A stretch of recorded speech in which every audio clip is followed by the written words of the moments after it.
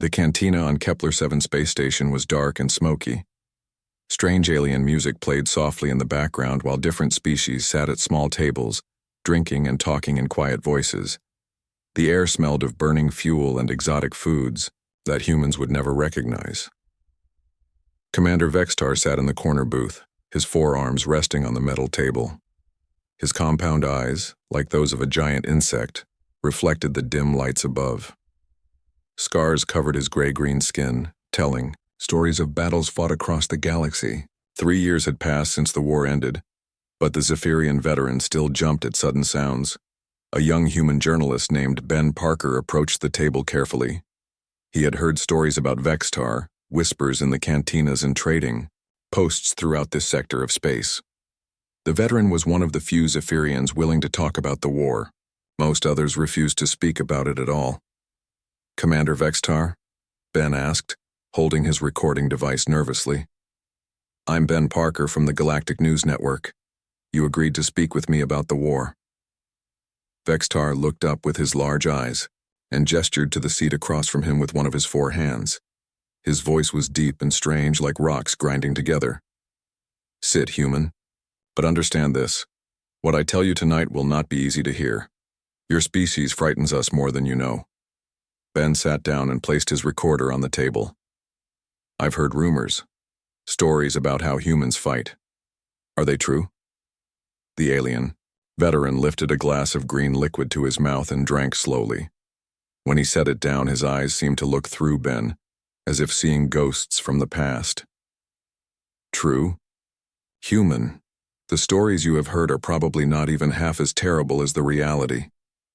Vextar leaned back in his chair, his scarred hands folding together. 3 years ago, my people ruled 17 star systems. We had the best weapons, the fastest ships, the smartest computers. We thought we knew everything about war. Then we met your kind. Ben turned on his recorder and leaned forward. "What was your first encounter with human forces like?" "It was at Proxima Station," Vextar began, his voice growing quiet. "My battle cruiser, the Dreadstar, was on patrol near the human colonies. We were a kilometer long, armed with plasma cannons that could destroy cities. Our shields could stop anything the humans had built." The veteran's eyes grew distant as he remembered. "Our sensors picked up a small human ship approaching. It was tiny, maybe 50 meters long, a patrol vessel called the Liberty. Our intelligence told us these ships carried only 12 crew members and had weak weapons." Ben wrote notes while listening. "What did you expect them to do?" "Run away," Vextar said simply. "Or surrender. Any reasonable species would have done one of those things. We sent them a message demanding they leave our space immediately. Do you know what they did instead? Tell me." Vextar took another drink before continuing. "Their captain, a human named Jake Morrison, sent back a message. He said, 'This is human space now. If you want it, come and take it.' Then he turned his little ship around and flew straight at us." The alien's 4 hands began to shake slightly as he spoke. "We laughed at first. What could one tiny ship do against a battle cruiser? Our weapons officer asked permission to destroy them quickly. I told him to wait. I wanted to see what the humans would do." Ben felt excitement building. What happened next? Captain Morrison did something we had never seen before. Instead of attacking our weapons or shields, he aimed his ship directly at our engine core. He was going to ram us. Vextar's voice dropped to almost a whisper. "We tried to stop him, but he was too fast and too close. His ship hit us at full speed." The veteran closed his eyes as if the memory was too painful to watch again. "The explosion destroyed his ship completely. All 12 humans died instantly. But the damage to our engines left us floating dead in space. We could not move, could not fight, could not run," Ben wrote frantically. "But surely one small ship couldn't have done that much damage to a battle cruiser?" "You do not understand," Vextar said, opening his eyes and staring directly at Ben. "Your Captain Morrison knew exactly where to hit us. He studied our ship design during those few minutes and found our weakness. Then he sacrificed himself and his entire crew to exploit it." The alien reached across the table with one hand and touched Ben's arm. "But that was not the worst part. Do you know why he did it?" "Why?" Because there was a human transport ship carrying 10,000 civilians just behind us. Families, children, old people trying to reach safety. Captain Morrison knew that if we destroyed his little patrol ship, we would then attack the transport. So he chose to die to save them. Vextar released Ben's arm and leaned back. We spent 6 hours floating helplessly while human rescue ships came to collect their people. Not one of them tried to attack us while we were defenseless. They could have destroyed us easily, but they just wanted to save their civilians and leave.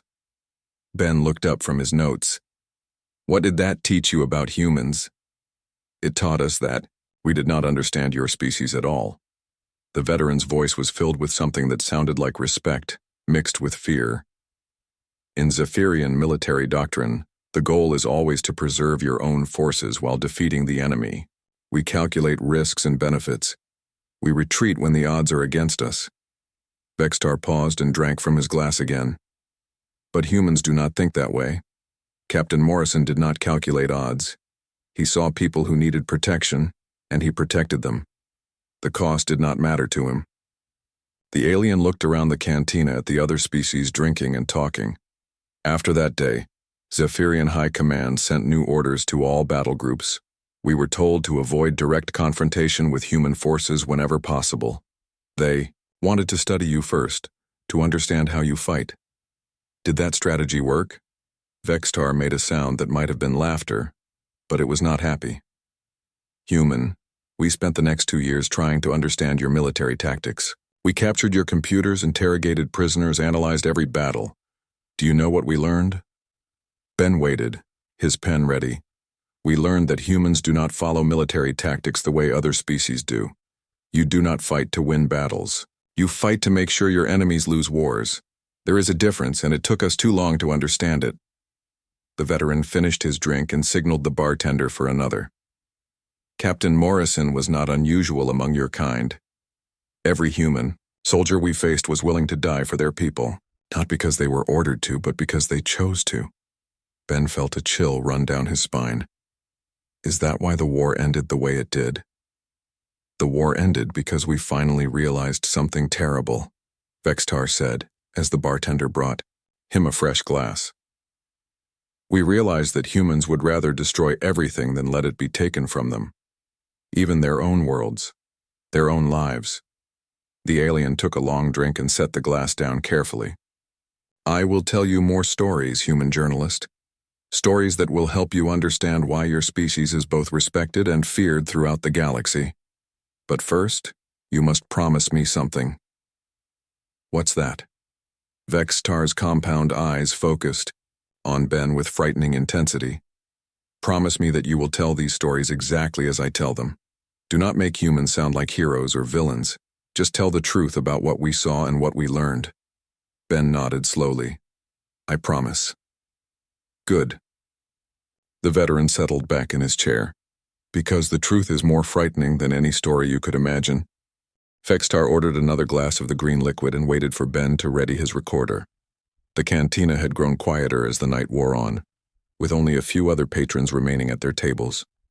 The alien veteran's 4 hands drummed nervously on the metal surface as he prepared to continue his story. The second lesson we learned about humans came during ground combat. Vextar began, his voice carrying the weight of dark memories.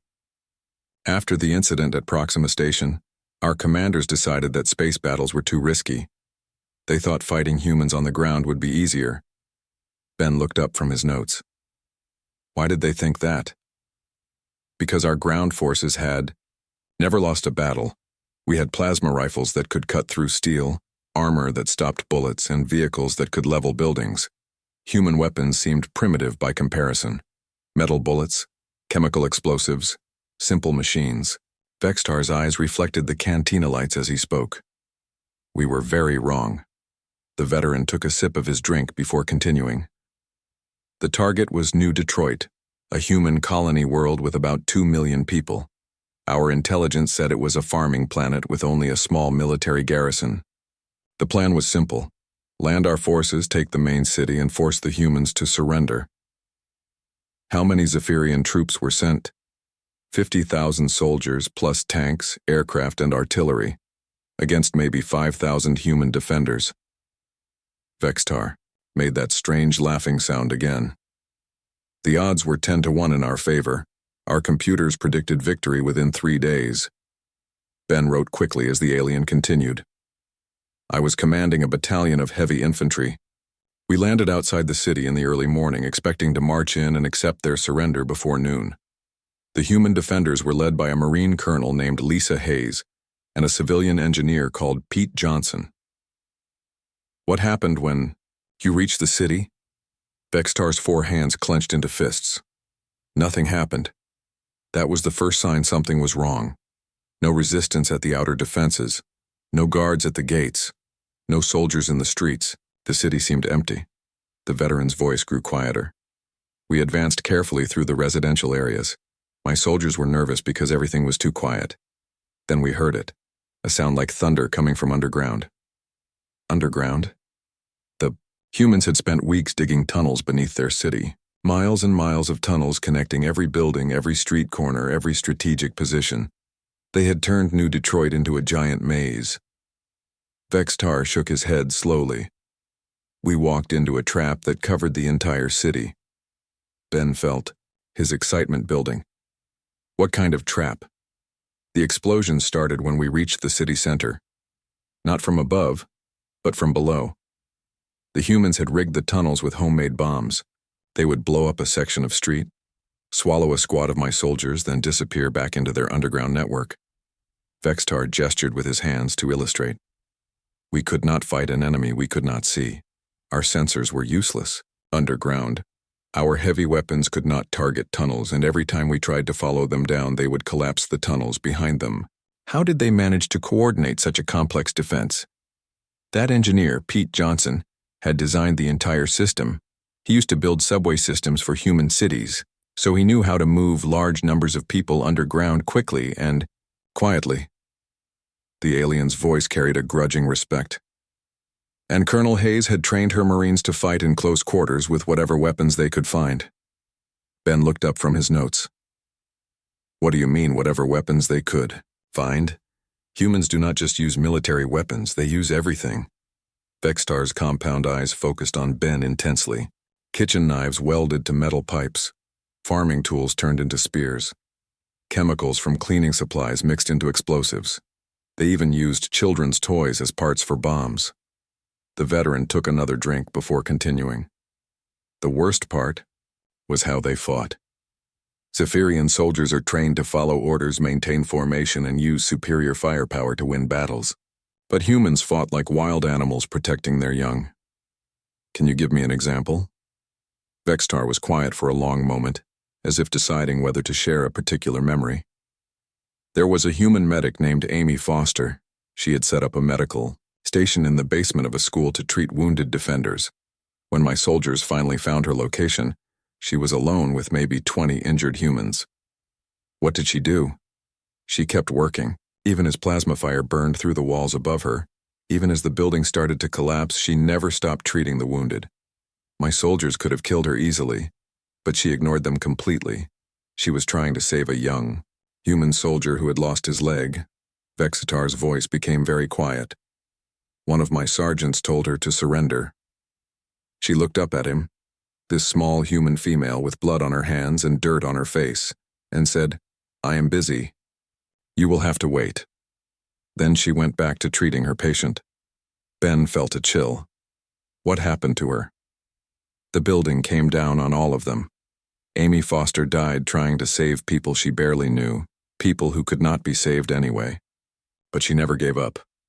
Never stopped trying. The alien's 4 hands trembled slightly. That was when I began to understand that humans do not think the way we do. How so? For Zephyrians, survival is the most important thing. We fight to live. We retreat to live. We surrender to live. But humans fight for ideas that are more important to them than living. Vextar gestured around the cantina. They fight for something they call duty or honor, or protecting the innocent. These are not logical concepts, Ben wrote frantically as the veteran continued. The siege lasted 3 weeks instead of 3 days. Every day we lost more soldiers to traps, ambushes, and suicide attacks. The humans turned every building into a fortress, every street into a killing ground. How did it finally end? Vexitar's expression grew even darker. Colonel Hayes sent us a message on the third week. She said the humans had rigged the entire city center with explosives. If we did not withdraw immediately, they would destroy everything. Did you believe her? We sent drones to investigate. They found enough explosives to level half the city. The alien shook his head in disbelief. The humans were willing to destroy their own homes, their own buildings, everything they had built rather than let us have it. Ben looked up from his notes. So you withdrew? We had no choice, but that was not the end of it. Vexitar's voice carried a mixture of anger and fear. As we were pulling back, the humans attacked. They came out of their tunnels, out of their hiding places, and hit us while we were retreating. I thought they just wanted you to leave? They did want us to leave, but they also wanted to make sure we understood the cost of coming back. The veteran's compound eyes reflected the cantina lights. They followed us all the way back to our landing zone, killing soldiers, destroying vehicles, making our withdrawal into a running battle. Vexitar finished his drink and set the glass down carefully. By the time we reached our ships, we had lost 15,000 soldiers.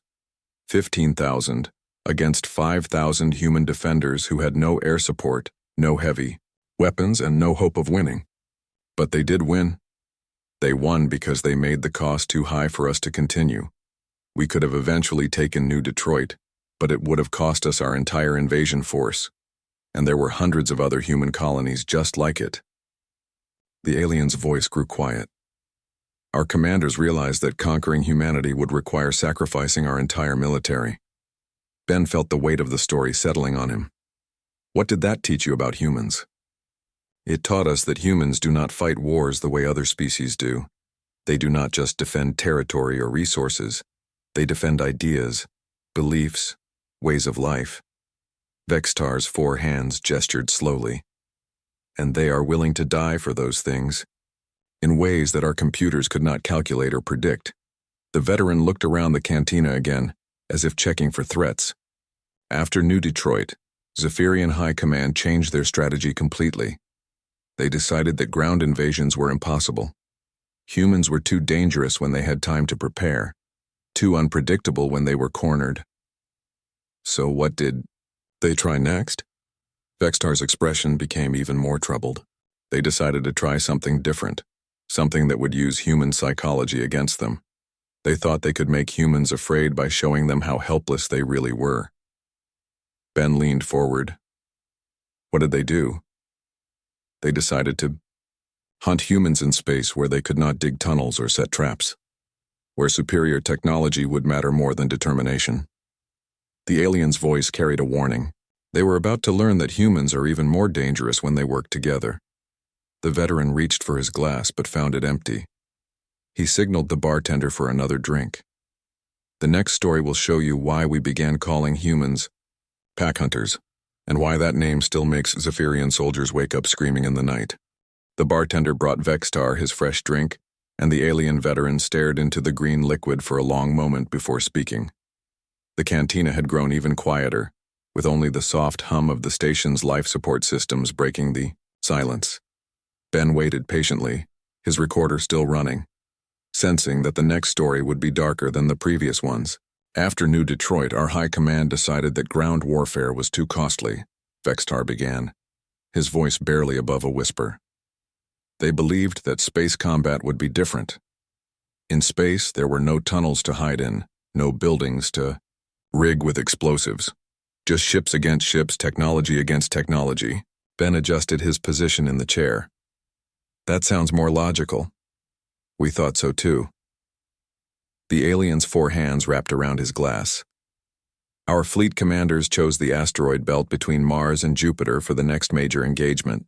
It was perfect terrain for our tactics. Lots of space to maneuver, plenty of cover among the rocks, and far from any human colonies. Vexitar took a sip of his drink. The plan was to use our superior numbers and firepower to destroy human ships one by one. We had 300 vessels of different sizes. Intelligence told us the humans could only field about 80 ships in that sector. Those odds seem overwhelming. They were, or they should have been. The veteran's compound eyes reflected a mixture of confusion and fear. But we did not understand how humans fight in space. We learned that day why we started calling them pack hunters. Ben wrote quickly as Vextar continued. The human fleet was commanded by a pilot named Ryan Clark. He flew a small fighter craft, nothing special by our standards, but he had something we had never encountered before, the ability to coordinate with other human pilots across impossible distances. What do you mean by impossible distances? In space combat, communication is everything. Radio signals take time to travel, even at light speed. In a battle spread across millions of kilometers, this creates delays that make coordination very difficult. Vextar gestured with his hands to illustrate the vast distances. Our ships used advanced computers to calculate attack patterns and timing. The alien paused to drink before continuing.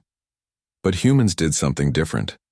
They seemed to know what their teammates were thinking before those teammates even spoke. Commander Clark would change direction, and instantly 6 other human fighters would adjust their courses to match. No radio signals, no computer calculations, just perfect coordination. Ben looked up from his notes. How is that possible? We spent months trying to understand it. We captured human communication equipment, analyzed their computers, even interrogated prisoners. What we discovered was both simple and terrifying. Vextar's voice grew quieter. Humans do not just fight as individuals following orders. They fight as a single organism with many parts. Can you give me an example?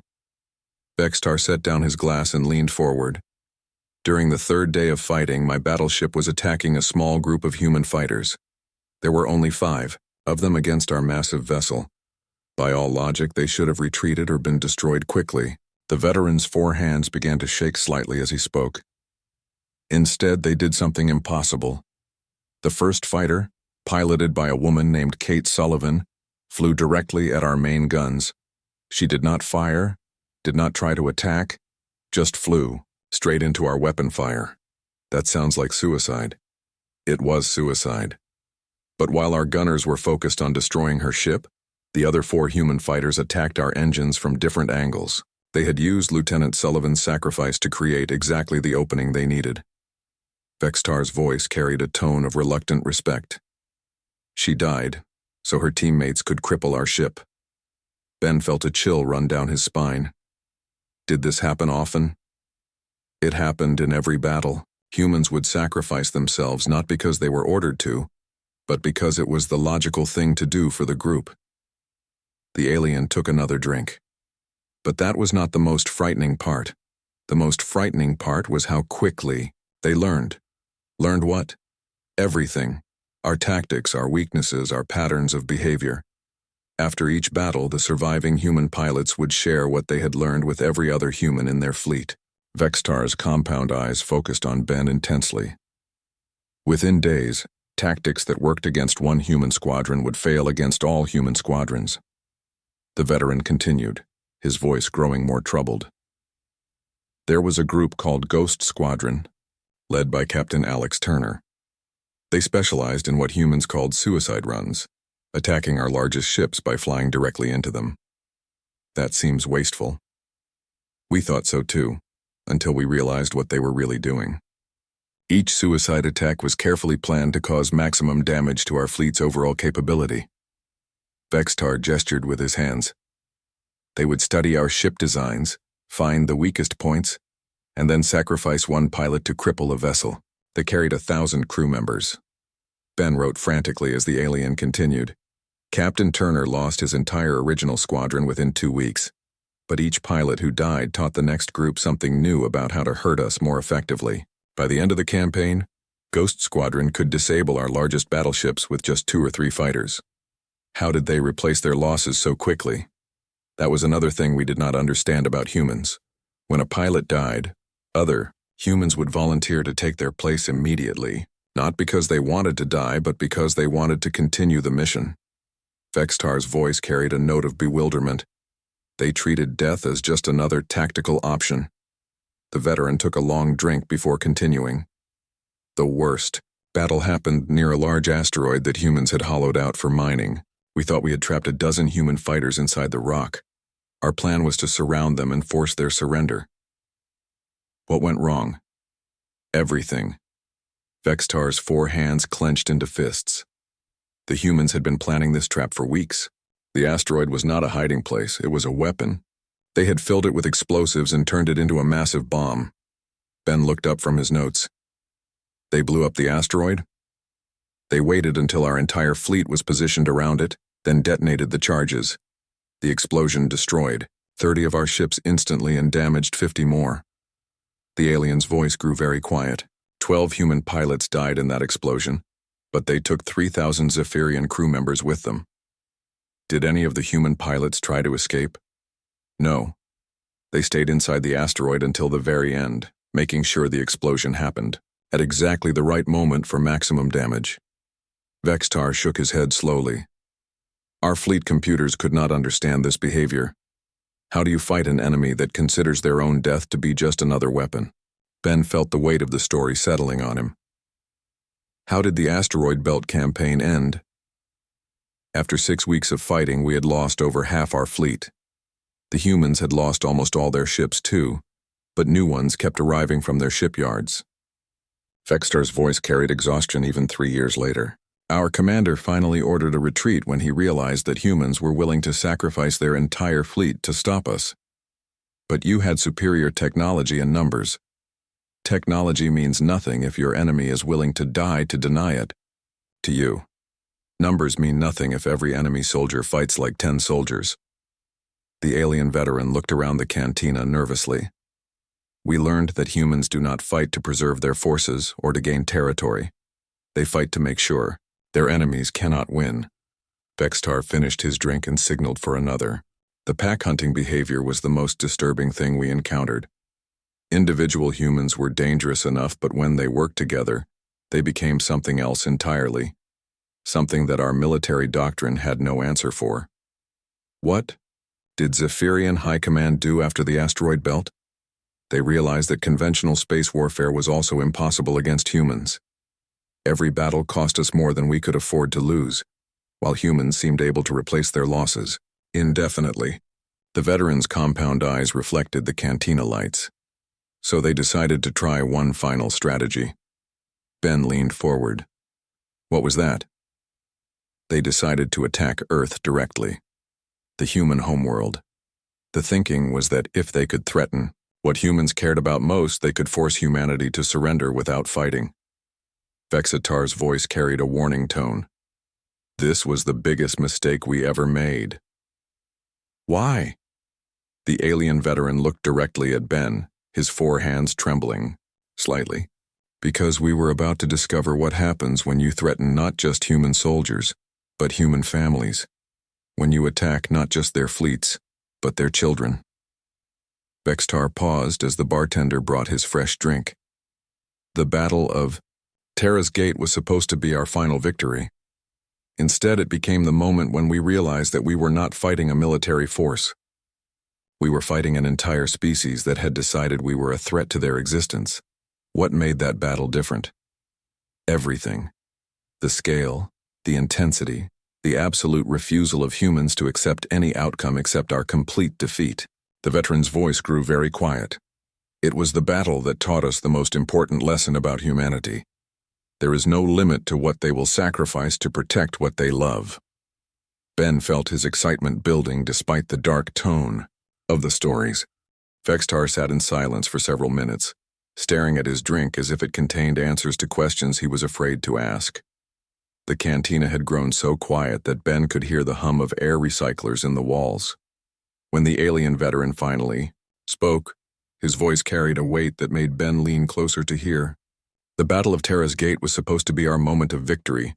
Vextar began, his 4 hands wrapped tightly around his glass.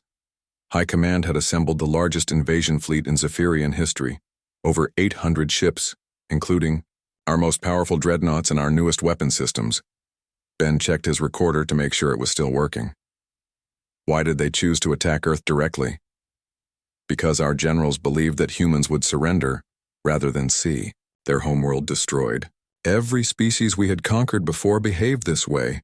When their home planet was threatened, They would negotiate rather than fight. The veterans' compound eyes reflected the dim cantina lights.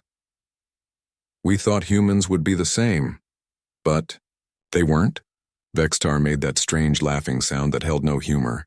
Human? We were about to learn that threatening Earth was like threatening a mother's children in front of her. It did not make humans more reasonable. It made them more dangerous than we ever imagined possible. The alien took a sip of his drink before continuing. The human defense was organized by Admiral Sam Carter and General Maria Rodriguez. Our intelligence said they had maybe 200 military ships to defend their entire star system. Against our 800 vessels, victory seemed certain. What was the first sign that something was wrong? When we entered the solar system, our sensors detected thousands of ships moving toward us. Not hundreds, thousands. Vextar's voice grew quiet. At first we thought our equipment was malfunctioning. Then we realized what we were seeing. Ben wrote quickly as the veteran continued. Every human ship in the solar system had been converted for war. Passenger liners with missile pods bolted to their hulls. Cargo ships loaded with explosives. Mining vessels equipped with industrial lasers. Even luxury yachts carrying nuclear weapons. The entire civilian fleet had been militarized. More than that, humans who had never fired a weapon in their lives were piloting attack ships. Children barely old enough to reach the controls were launching fighter craft. Elderly humans too weak to walk were manning gun turrets. Vextar's 4 hands began to shake.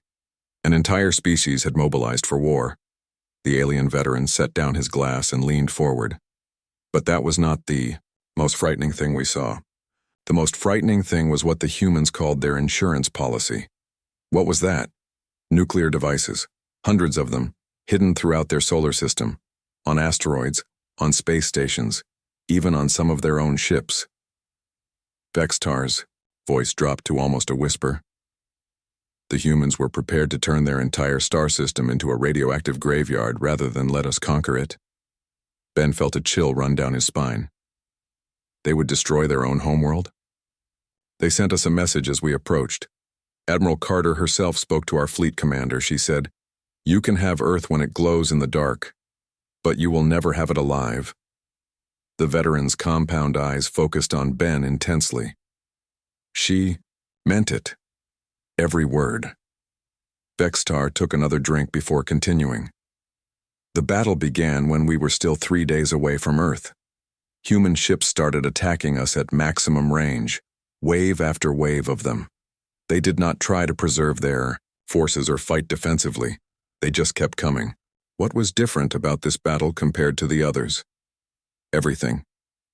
In previous battles, we fought human military units with training and discipline. At Terra's gate, we fought an entire civilization. The alien's voice carried a mixture of awe and terror. Civilian cargo pilots would ram our battleships while calling out the names of their children.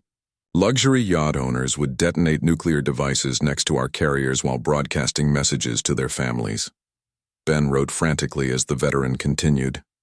I watched a human passenger liner called the Star of Boston attack our dreadnought.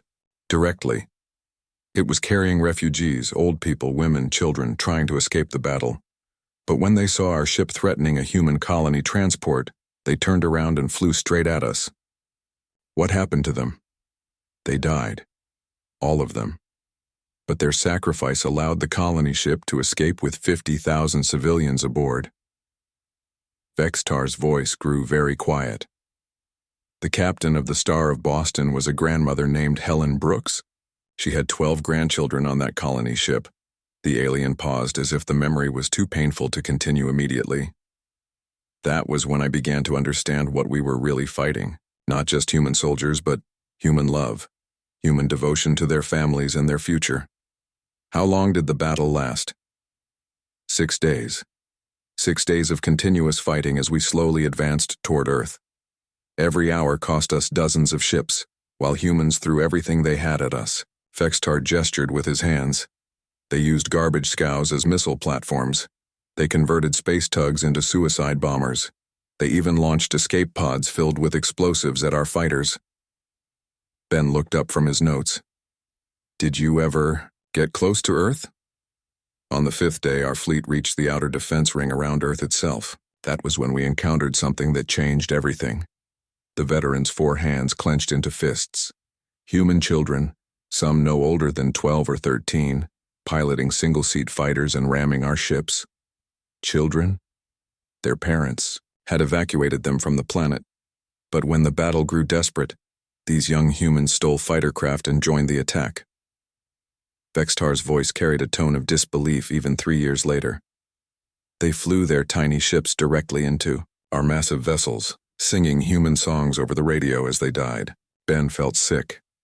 That's horrible. It was horrible. But it was also effective. Each child who died took out weapons systems, engines, or command centers on our largest ships. The alien veteran stared into his drink. Our fleet commander realized that day that we were not just fighting for territory or resources. We were fighting a species that would sacrifice their own young to deny us victory. What happened on the sixth day? That was when Admiral Carter activated the insurance policy. She sent us one final message. You have 10 minutes to begin withdrawing, or we detonate every nuclear device in the system simultaneously. Vextar's compound eyes reflected fear. Our sensors confirmed that she had enough firepower to destroy everything within 1 billion kilometers of their sun. Did you believe she would do it? After watching human children die to protect their world? Yes, we believed her. The veteran's voice grew hollow. But our fleet commander refused to retreat. He said that no species would actually destroy their own homeworld. He was wrong. Vextar took a long drink before continuing. Admiral Carter did not detonate all the devices. She detonated one of them, a small one, on an asteroid near our flagship. The explosion was visible from Earth itself, a new star in their sky. What was the message? The message was clear. She was not bluffing. If we continued the attack, she would turn the entire solar system into a tomb that would glow for 1,000 years. The alien's four hands trembled. Our fleet commander finally ordered a retreat. So the humans won? They won, but at a cost that still makes me wake up screaming at night. 60% of the human defense fleet was destroyed. Over 2 million humans died in those 6 days, including thousands of children.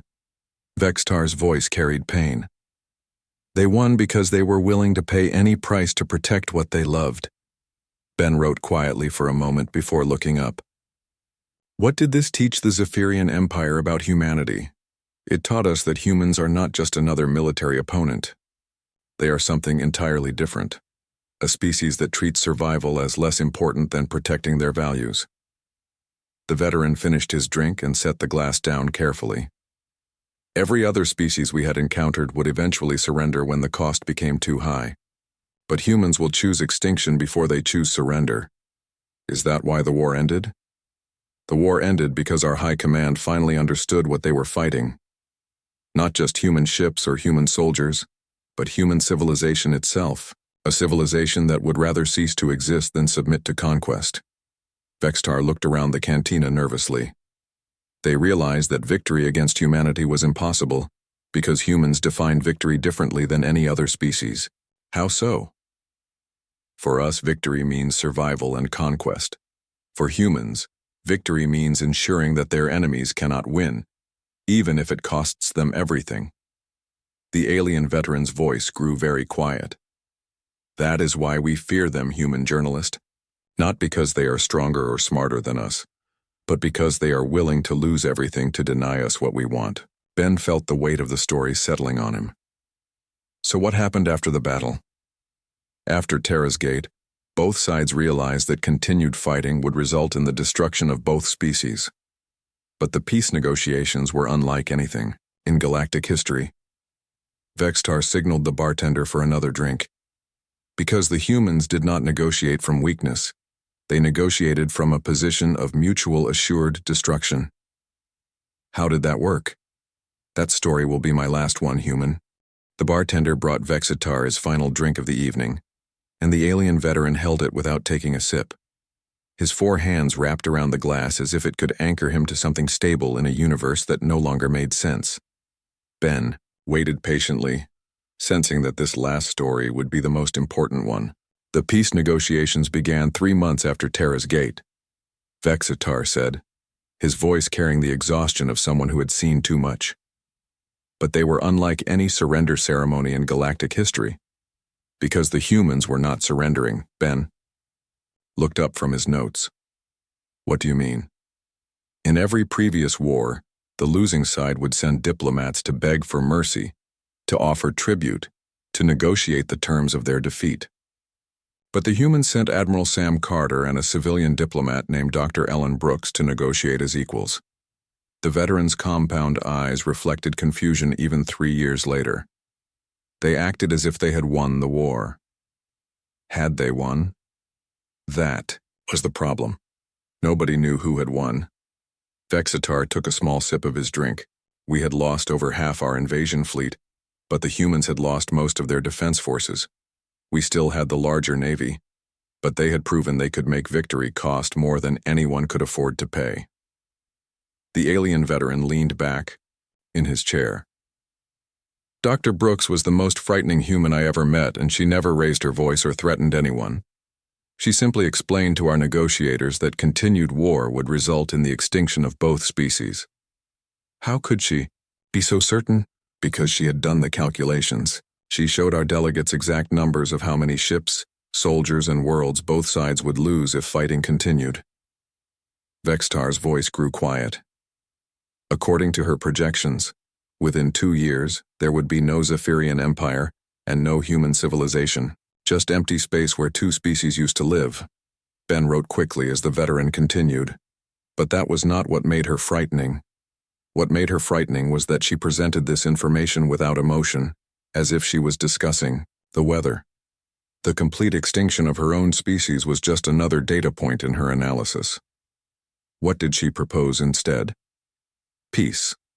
But not the kind of peace treaty we had signed with other species. This was something entirely different. Vextar's 4 hands gestured slowly. Dr. Brooks did not ask for mercy or offer tribute. She proposed that both species stop fighting because continuing would be stupid. The alien veteran paused to take another sip.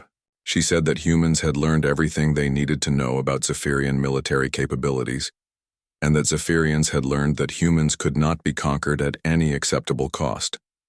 Therefore, war was pointless. That seems very logical. It was logical. But logic was not why the negotiations succeeded. Vexitar's compound eyes focused on Ben intensely.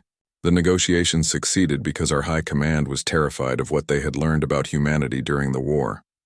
Ben leaned forward. What had they learned? They had learned that humans are the most dangerous species in the galaxy, not because of their weapons or their ships, but because of their psychology. The veteran's voice grew very quiet. Humans do not fight to win. They fight to ensure their enemies cannot win, and that makes them impossible to defeat through conventional means. Vextar set down his glass and folded his 4 hands together. Our military analyst had spent 3 years studying human behavior, trying to understand how such a primitive species could fight so effectively. What they discovered changed everything we thought we knew about warfare. What did they discover? They discovered that humans possess something no other known species has, the ability to find hope in hopeless situations and turn desperation into strength. The alien's voice carried a mixture of fear and respect. When other species are cornered, they surrender or flee. When humans are cornered, they become more dangerous. Ben wrote frantically as the veteran continued. Dr. Brooks explained this to our negotiators very simply. She said that humanity had survived ice ages, plagues, wars, and disasters that would have destroyed other species, not because they were stronger, but because they refused to accept defeat. How did the Zephyrian delegates respond to that? They asked her what humans wanted from a peace treaty. Her answer was the most terrifying thing anyone said during the entire negotiation. Vextar's 4 hands began to tremble slightly. She said humans wanted nothing from us except to be left alone. That doesn't sound terrifying. You do not understand. Every other species we had conquered wanted something. Territory, resources, technology, protection. But humans wanted nothing except the right to exist without interference. The veteran's voice grew hollow. That meant they had no reason to compromise, no incentive to negotiate, no motivation to make deals. Vextar took a long drink before continuing. Dr. Brooks told our delegates that if we left humanity alone, humans would leave us alone. But if we attacked them again, they would not stop fighting until one of our species was extinct. Not because they hated us, but because they could not afford to let a threat to their children continue to exist. What convinced the Zephyrian Empire to agree to these terms? Fear. Pure, simple fear of what would happen if the war continued. The alien veteran looked around the cantina nervously. Our military computers had run thousands of simulations of continued conflict. In every scenario, both species were destroyed. Within 5 years, Ben looked up from his notes. But surely the Zephyrian Empire could have found another strategy. Human, you still do not understand what we learned about your species. Vextar's compound eyes reflected the cantina lights. We learned that humans do not just adapt to new tactics. They evolve beyond them. Every strategy we tried, they found ways to counter and improve upon. The veteran continued, his voice growing more troubled. During the war, we watched human military doctrine change in real time. They learned from every battle, shared knowledge instantly across their entire fleet, and developed new tactics faster than our computers could analyze them. So the peace treaty was signed because both sides realized continued fighting was pointless?